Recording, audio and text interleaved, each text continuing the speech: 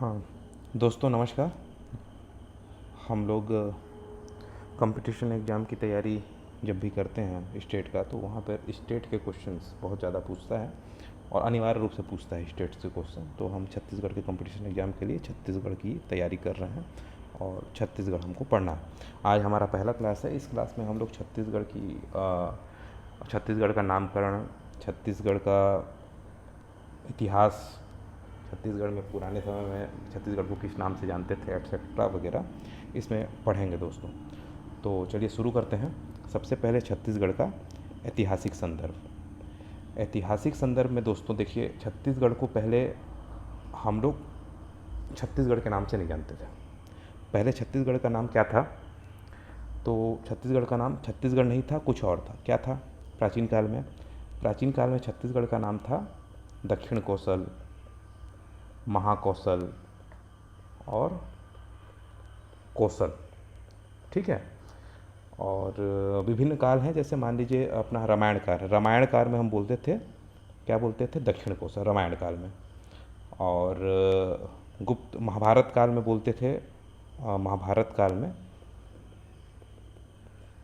काल में प्राक कौशल भी बोलते थे, महाकौशल भी बोलते थे। ठीक है। ऐसे ही दोस्तों गुप्त काल में दक्षिणापट। हालांकि ये गुप्त काल में क्या बोलते थे वो सब आज तक पूछा नहीं है, यही पूछा है कि प्राचीन काल में क्या बोलते हैं। प्राचीन काल में दोस्तों दक्षिण कौशल, महाकौशल, कौशल, प्राक कौशल कहते हैं। इसको या चार चीज़ को आप याद रखिएगा। बाकी गुप्त काल में, ब्रिटिश काल में, ठीक है, क्या बोलते थे वो भी है, किताब में पढ़ लीजिएगा उसको। ठीक है।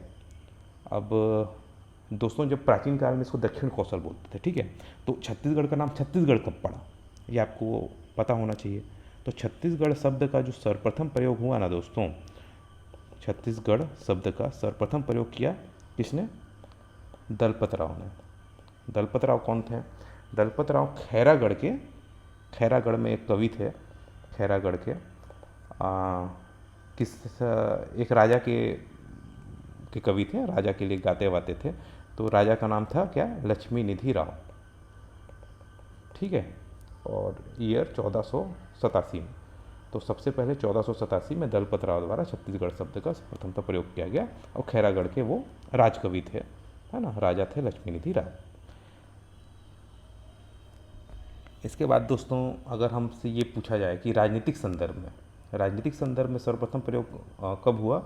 गोपाल मिश्र ने किया। गोपाल मिश्र कौन थे? गोपाल मिश्र भी राजकवि थे। ठीक है। कलचुरी राजा थे हमारे, राज सिंह करके एक कलचुरी राजा थे, उनके दरबार में कवि थे। गोपाल मिश्र ने अपनी रचना खूब तमाशा में छत्तीसगढ़ का प्रयोग किया था 1689 में। ईयर याद करने का ज़रूरत नहीं है, ठीक है, लेकिन बस एक बार ध्यान में रखिएगा, ईयर को भी अब पूछ दिया तो वैसे पूछेगा नहीं कभी। ठीक है दोस्तों। अब और भी कुछ जगहों पे हुआ है छत्तीसगढ़ का शब्द का प्रयोग, जैसे कि ब्रिटिश काल में सर्वप्रथम कब हुआ? तो ब्रिटिश काल में 1910 में बिलासपुर गजेटियर में छत्तीसगढ़ शब्द का प्रयोग हुआ है। और किसने किया था? कोई ब्लंट नाम के एक अंग्रेज अधिकारी थे, उन्होंने अपनी यात्रा का वर्णन बिलासपुर गजेटियर में शामिल किया था। ठीक है, ये भी याद रखिएगा। इसके अलावा कुछ और जगह हैं जहाँ पर छत्तीसगढ़ शब्द का प्रयोग हुआ, जैसे कि बाबू रेवा राम ने किया था अपनी रचना में विक्रम विलास में। ये भी कवि थे बाबू रेवा राम, विक्रम विलास में, ठीक है, छत्तीसगढ़ शब्द का प्रयोग किया था। ओके दोस्तों, चलिए अब थोड़ा सा हम लोग ये जान लेते हैं कि छत्तीसगढ़ शब्द का जो नाम पड़ा, ठीक है, तो किस नामकरण का आधार क्या था? नामकरण क्यों पड़ा छत्तीसगढ़? तो देखिए दोस्तों, छत्तीसगढ़ का क्या है, 36 किले हैं छत्तीसगढ़ में। छत्तीसगढ़ है, ठीक है, शिवनाथ नदी के उत्तर और दक्षिण में, शिवनाथ नदी के, ठीक है, 18 किले उत्तर में, 18 किले दक्षिण में, ठीक है। तो इनका जो किला है, इन किलों को लेकर ही या इन गढ़ को लेकर ही छत्तीसगढ़ का नाम छत्तीसगढ़ पड़ा, ठीक है। और गढ़ एक ऐसा ही अपनी जानकारी के लिखिए कि गढ़ों की जानकारी जो है, गढ़ों की जानकारी हमको जो ब्रह्मदेव था, ब्रह्मदेव कौन है, एक राजा है, कलचुरी राजा, इसका खल्लाली अभिलेख है। इसमें इसके माध्यम से, इस अभिलेख के माध्यम से छत्तीसगढ़ में जो गढ़ है उसकी जानकारी मिलती है। 18 गढ़ ऊपर में, 18 गढ़ शिवनाथ नदी के दक्षिण में।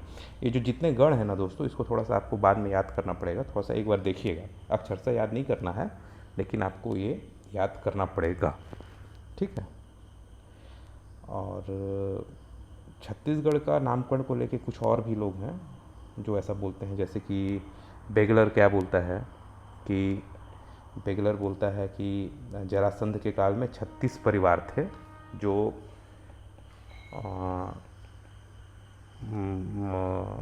आए थे, बसे थे छत्तीसगढ़ में, इसलिए पढ़ा, जानने की ज़रूरत नहीं है। हीरालाल बोलता है कि चेदी वंश के कारण, चेदी वंश मतलब ये अपना कलचुरी वंश को ही चेदी वंश बोलते हैं, इसके कारण से छत्तीसगढ़ का नाम चेदी वंश के कारण छत्तीसगढ़ पड़ा। तो ये भी कभी पूछा नहीं है आज तक, लेकिन किताबों में लिखा हुआ है, थोड़ा सा देख लीजिएगा बस ऐसे ऊपर से, ठीक है दोस्तों। अब हम पढ़ते हैं, और क्या पढ़ें, छत्तीसगढ़ राज्य का गठन कैसे हुआ, ठीक है। राज्य का गठन, तो दोस्तों छत्तीसगढ़ क्या है, पहले राज्य तो था नहीं, पहले तो छत्तीसगढ़ क्या था, मध्य प्रदेश का हिस्सा था। किसका था, मध्य प्रदेश का। और मध्य प्रदेश बनने के बाद 2000 में, 1 नवंबर 2000 को छत्तीसगढ़ गठन हुआ था। तो कैसे कैसे हुआ छत्तीसगढ़ का निर्माण, उसको हम लोग थोड़ा सा समझते हैं। देखिए दोस्तों, सबसे पहले जो छत्तीसगढ़ था ना, वो तो मुगल उगल थे, मुगल उगल के बाद क्या हुआ, मराठों के अधीन था। मराठों के अधीन से पढ़ते हैं अपन, मराठों के अधीन था। अब हमारा भाई साहब आया कौन, लॉर्ड डलहौजी, ठीक है। लॉर्ड डलहौजी आया 1854 में, और कौन सा नीति था इसका, हड़प नीति। हड़प नीति का प्रयोग किया और छत्तीसगढ़ को 1854 में डलहौजी ने छत्तीसगढ़ को अंग्रेजी राज में मिला लिया, ठीक है। अब इसके बाद दोस्तों 1861 में क्या होता है कि 1861 में मध्य प्रांत का गठन होता है। किसका, मध्य प्रांत का। अंग्रेजों ने ही किया मध्य प्रांत का गठन।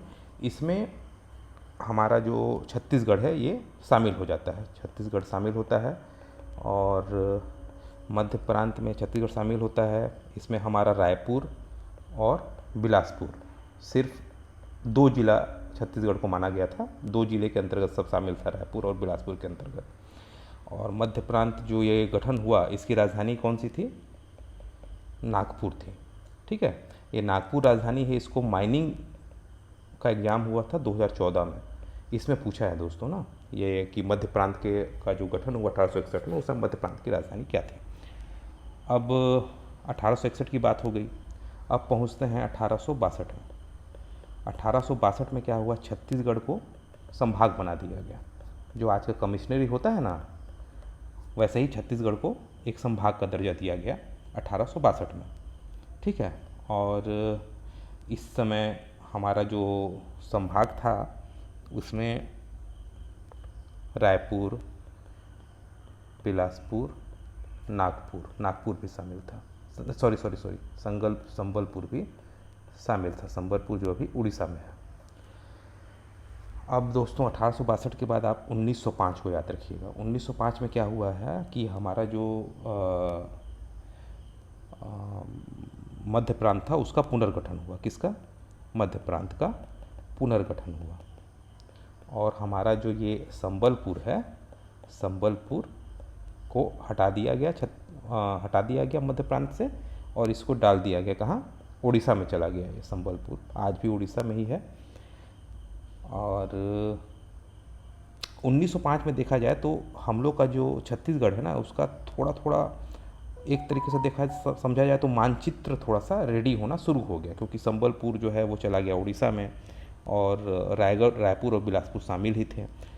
तो एक कभी अगर पूछा कि स्पष्ट मानचित्र कब से तैयार होना शुरू हुआ छत्तीसगढ़ का, तो 1905 मान के चलेंगे। 1905 में हमारी सीमाएं जो हैं वो थोड़ी सी स्पष्ट होनी शुरू हो गई, ठीक है। ये थोड़ा सा इसको याद रखिएगा 1905 को, ठीक है। अब क्या हुआ दोस्तों कि हम लोग अब पहुंचते हैं सीधे आज़ादी में। 1905 हो गया, 1948। 1948 में जो ये मध्य प्रांत है इसको सेंट्रल प्रोविंस ही बोलते हैं, है ना, सेंट्रल प्रोविंस, ठीक है, या मध्य प्रांत। तो जो छत्तीसगढ़ था 1948 में, छत्तीसगढ़ किसके साथ था? एमपी के साथ। छत्तीसगढ़ और एमपी ये दोनों सेंट्रल प्रोविंस के हिस्सा थे, ठीक है, सेंट्रल प्रोविंस एवं बरार भी बोलते हैं साथ में, सेंट्रल प्रोविंस एवं बरार का हिस्सा था छत्तीसगढ़। और उसके बाद क्या हुआ दोस्तों कि 1956 में हमारा जो एक भाषाई आधार पर जो भाषाई आधार पर एक समिति गठित हुई थी, भाषाई आधार पर राज्यों का पुनर्गठन करने के लिए, वो था फजल अली समिति। उसके अनुशंसाओं के आधार पर 1956 में क्या हुआ कि मध्य प्रदेश का गठन हुआ। और जब मध्य प्रदेश का गठन हुआ तो हमारा जो छत्तीसगढ़ था वो भी किस में आ गया? मध्य प्रदेश के अंतर्गत, ठीक है। 1956 में छत्तीसगढ़ मध्य प्रदेश का हिस्सा बना और मध्य प्रदेश का गठन हुआ सेंट्रल प्रोविंस से, ठीक है दोस्तों। अब जब मध्य प्रदेश का गठन हो गया तो जैसे ही मध्य प्रदेश का गठन होता है वैसे ही हमारा छत्तीसगढ़ के जो लोग हैं वो लोग भी चाहते हैं कि हमारा भी एक अलग से राज्य बन जाए। और इसके लिए जो पहली संकल्पना की थी, मतलब सबसे पहले किसने सोचा था कि छत्तीसगढ़ का गठन हो, तो सबसे पहले सोचा था ऐसा हमारे सुंदरलाल शर्मा जी ने। सुंदरलाल शर्मा जी ने 1918 में सर्वप्रथम यह संकल्पना की, किसकी? छत्तीसगढ़ की, कि छत्तीसगढ़ ऐसा होना चाहिए। और इन्होंने एक छोटा सा ऐसा मानचित्र भी बनाया, मानचित्र भी रेडी किया कि ये हिस्सों को मिला करके हम लोग छत्तीसगढ़ बनाएंगे। मानचित्र भी बनाया, रेडी किया। अब ये तो 1918 की बात हुई, आज़ादी से पहले की बात हुई। आज़ादी के बाद जब 1956 में जब मध्य प्रदेश बन गया ना, तो उसी ईयर में और भी राज्य गठन हो छत्तीसगढ़ का करके आंदोलन होने लग गया और लोगों ने कुछ एक्टिविटी दिखाना शुरू कर दिया। तो सबसे पहले दोस्तों एक बहुत ही इम्पोर्टेंट संस्था है छत्तीसगढ़ महासभा। इसका गठन हुआ कब? 1956। और इसके अध्यक्ष कौन थे? अध्यक्ष थे खूबचंद बघेल और महासचिव थे दशरथ चौबे, ठीक है। और खूबचंद बघेल ने छत्तीसगढ़ महासभा का तो गठन किया ही, बाद में छत्तीसगढ़ भ्रातृ संघ या इसको ब्रदरहुड एसोसिएशन भी बोलते हैं, इसका भी गठन किया 1967 में। किसने किया? भाई खूबचंद बघेल। उपाध्यक्ष इसका द्वारिका प्रसाद तिवारी था, जानने की ज़रूरत नहीं है। और इसके बाद दोस्तों विधानसभा में सबसे पहले, ठीक है, विधानसभा कौन सी विधानसभा? मध्य प्रदेश की विधानसभा में सबसे पहले हमारे गोपाल परमार जी ने, जो विधायक थे गोपाल परमार, 1994 में अशासकीय संकल्प प्रस्तुत किया। अशासकीय संकल्प का मतलब समझ रहे हैं कि ये आदमी जो हैं गोपाल परमार, ये सिर्फ एक विधायक थे, कोई मंत्री नहीं थे, इनकी सरकार हो सकता है ना रही हो, तो ये एक विधायक के रूप में इन्होंने एक संकल्प प्रस्तुत किया कि छत्तीसगढ़ का गठन होना चाहिए।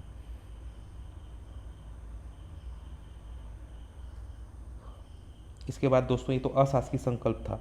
शासकीय संकल्प कब हुआ? शासकीय संकल्प का और अशासकीय संकल्प में अंतर जानते हैं? अशासकीय मतलब कोई भी विधायक वगैरह प्रस्तुत कर सकता है उसको, लेकिन शासकीय संकल्प जो होता है वो मंत्री परिषद का कोई सदस्य प्रस्तुत करता है सरकार की ओर से। तो शासकीय संकल्प कब प्रस्तुत हुआ? 1 मई 1998 को, ठीक है। अब 1 मई 1998 को प्रस्तुत हुआ, लेकिन 1998 में क्या था कि कुछ केंद्र और राज्य में कुछ अस्थिरता थी, तो इस समय ये पास नहीं हुआ 1 मई 1998 में, लेकिन पुनः ये 2000 में प्रस्तुत हुआ, है ना। और 2000 में पुनः इस विधेयक को लाया गया। इस विधेयक को जो अपन छत्तीसगढ़ बनाते हैं, जिस विधेयक से बना उसको बोलते हैं मध्य प्रदेश पुनर्गठन अधिनियम। क्या बोलते हैं? मध्य प्रदेश पुनर्गठन अधिनियम 2000। क्योंकि 2000 में प्रस्तुत हुआ ये। तो लोकसभा में कब इसको प्रस्तुत किया गया? लोकसभा में पारित कब हुआ? लोकसभा में पारित हुआ 31 जुलाई को, ठीक है। प्रस्तुत हुआ था 25 जुलाई को। डेट को आपको याद रखना है दोस्तों, ठीक है। अब लोकसभा में पारित होगा तो उसके बाद कहाँ जाएगा? राज्यसभा में जाएगा, ठीक है।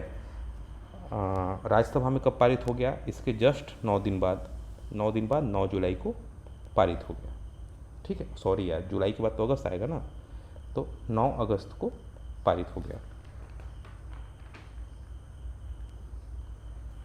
9 अगस्त को जब ये राज्यसभा में पारित हुआ, इसके बाद किसका होगा? राष्ट्रपति का सिग्नेचर होगा उसमें। संविधान में आप लोग पढ़े होंगे ना, कोई विधेयक कानून कब बनता है? जब उसमें राष्ट्रपति के सिग्नेचर हो जाते हैं और दोनों विधानसभाओं से दोनों सभा से, मतलब लोकसभा और राज्यसभा से पारित हो जाए। तो राष्ट्रपति इसमें कब सिग्नेचर करते हैं? 25 अगस्त को। हमारे माननीय KR नारायण जी हमारे क्या थे? राष्ट्रपति थे, और 25 अगस्त को वो सिग्नेचर करते हैं कि हमारा जो छत्तीसगढ़ है वो तैयार हो जाएगा। कब तैयार हो जाएगा?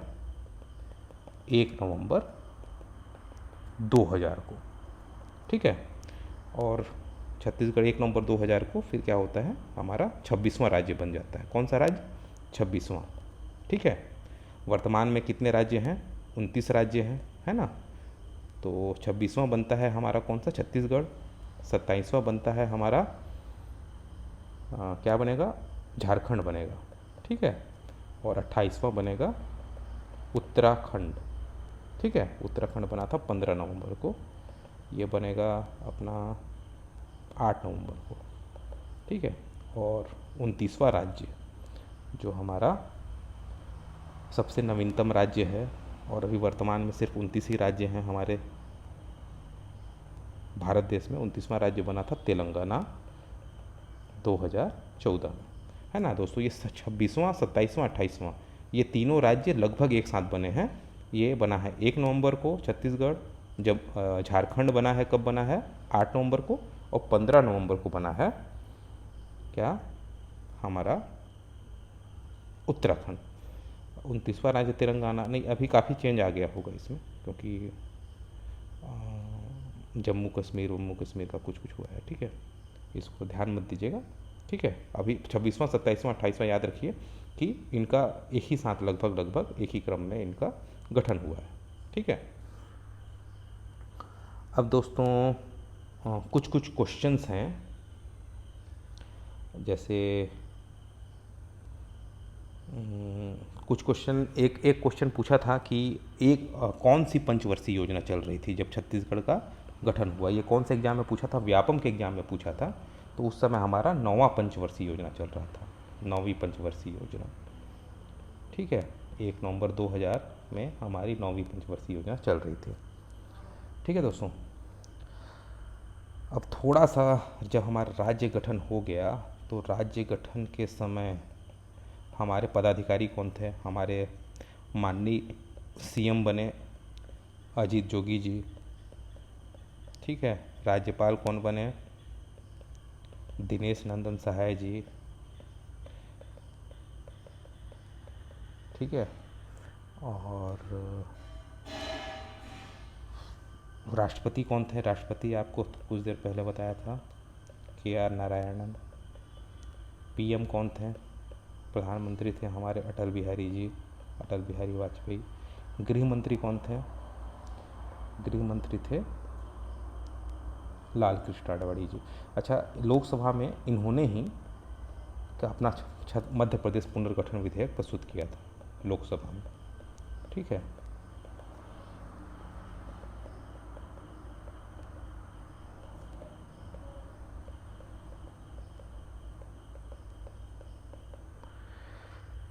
जब हमारा छत्तीसगढ़ बना दोस्तों, उस समय टोटल हमारे पास संभाग कितना था? संभाग था मात्र 3, अभी 5 हो गया है ना। जिले कितने थे? जिले थे मात्र 16। तहसील 96 थी, जो अभी 146 करीब है। विकासखंड कितने थे? विकासखंड उस समय भी 146 ही थे, ठीक है दोस्तों। तो आपको अभी मैं जितना चीज़ बताया हूँ दोस्तों, वो सभी इम्पोर्टेंट हैं और सब चीज़ को पूछ चुका है। एक बार हम लोग थोड़ा सा रिवाइज कर लेते हैं, 2 मिनट लगेगा रिवाइज करने में। देखिए, सबसे पहले कि प्राचीन काल में छत्तीसगढ़ को क्या बोलते थे, ये क्वेश्चन बहुत पूछता है, ठीक है। फिर एक यहाँ पे दोस्तों जो प्राचीन काल है, इसमें एक ये भी याद रखिए, प्राचीन काल में जो हमारा बस्तर का क्षेत्र है, इसको दंडकारण्य, चक्रकोट और महाकांतार भी कहते थे, है ना। महाकांतार, ये भी क्वेश्चन पूछा है बहुत बार, ठीक है, इसको भी याद रखेंगे। इसके बाद छत्तीसगढ़ शब्द का प्रथम प्रयोग किसने किया, तो दलपत राव ने किया। राजनीतिक संदर्भों में कितने किया, तो गोपाल मिश्र जी ने किया, गोपाल मिश्र ने किया अपनी रचना खूब तमाशा में। ब्रिटिश काल में सर्वप्रथम कब प्रयोग हुआ ये, तो 1910 में बिलासपुर गजेटियर में ये प्रयोग हुआ था। बाबू रेवाराम ने अपनी रचना विक्रम विलास में भी इस छत्तीसगढ़ शब्द का प्रयोग किया है, ठीक है दोस्तों। अब नामकरण का आधार क्या होता है, इसका नामकरण छत्तीसगढ़ है हमारे यहाँ, इसलिए इसका नाम छत्तीसगढ़ पड़ा। शिवनाथ नदी के उत्तर में 18 गढ़ हैं और शिवनाथ नदी के दक्षिण में 18 गढ़ हैं। गढ़ों को बाद में पढ़ेंगे, थोड़ा सा आप लोग देख लीजिएगा गढ़ों के नाम। गढ़ों की जानकारी हमको ब्रह्मदेव, राजा ब्रह्मदेव जो कलचुरी राजा हैं, ये इनके खल्लारी अभिलेख से प्राप्त होता है। और भी कई लोगों ने बताया था, बेगलर हीरालाल ने, ज़रूरत नहीं है जानने का, एक बार बस देख लीजिएगा। राज्य का गठन का क्रम कैसा रहा, सबसे पहले मराठों के अधीन था, उसके बाद लॉर्ड डलहौजी ने अपनी हड़प नीति लागू कर दी और छत्तीसगढ़ को अंग्रेजी राज में मिला लिया। तत्पश्चात 1861 में क्या हुआ, मध्य प्रांत का गठन हुआ, मध्य प्रांत में छत्तीसगढ़ शामिल हुआ। मध्य प्रांत की राजधानी नागपुर थी, ठीक है। और 1862 में छत्तीसगढ़ को संघ भाग का दर्जा मिला, ठीक है। इसमें संबलपुर भी शामिल था 1862 में मध्य प्रांत के अंतर्गत। छत्तीसगढ़ जो संभाग बना था, तो छत्तीसगढ़ संभाग के अंतर्गत रायपुर, बिलासपुर और संबलपुर जिले शामिल थे। 1905 में क्या हुआ, हमारा जो मध्य प्रांत का पुनर्गठन हुआ और छत्तीसगढ़ जो एक संभाग था उससे संबलपुर को हटा करके उड़ीसा में शामिल कर दिया गया। इस तरीके से हमारा जब संबलपुर बाहर चला गया तो एक मानचित्र थोड़ा सा बनना, स्पष्ट मानचित्र बनना थोड़ा शुरू हुआ था, ठीक है। 1948 में क्या हुआ, 1948 में जब आज़ादी का समय था तो हम लोग, छत्तीसगढ़ किसका भाग था, सेंट्रल प्रोविंस एवं बरार का भाग था, है ना। छत्तीसगढ़ और एमपी एक साथ थे और दोनों सेंट्रल प्रोविंस एवं बरार के भाग थे। 1948 मतलब आज़ादी के समय। 1956 में भाषाई आधार पर राज्यों का गठन हुआ और उस आधार पर 1956 में मध्य प्रदेश का गठन हुआ था, ठीक है। मध्य प्रदेश का गठन हुआ और छत्तीसगढ़ भी इसी में शामिल था। फिर छत्तीसगढ़ का गठन कैसे हुआ, सुंदरलाल शर्मा जी ने सर्वप्रथम संकल्पना की इसकी। फिर छत्तीसगढ़ महासभा का गठन हुआ, इसके अध्यक्ष खूबचंद बघेल थे। छत्तीसगढ़ भारतीय संघ का गठन किया गया, उसके भी 1967 में, वो भी खूबचंद बघेल के द्वारा। विधानसभा में सबसे पहले शासकीय संकल्प गोपाल परमार जी लाए, शासकीय संकल्प 1 मई 1998 को लाया गया, ठीक है। मध्य प्रदेश पुनर्गठन अधिनियम पारित 2000 लोकसभा में 31 जुलाई को पारित हुआ, 25 जुलाई को प्रस्तुत हुआ, राज्यसभा में 9 अगस्त को पारित हुआ, राष्ट्रपति जी ने 25 अगस्त को साइन किए, ठीक है। छत्तीसगढ़ इस प्रकार से अपना 26वां राज्य बना छत्तीसगढ़ 1 नवंबर 2000 को। और ठीक है, यही कुछ चीज़ें हैं दोस्तों, याद रखिएगा। Thank you very much.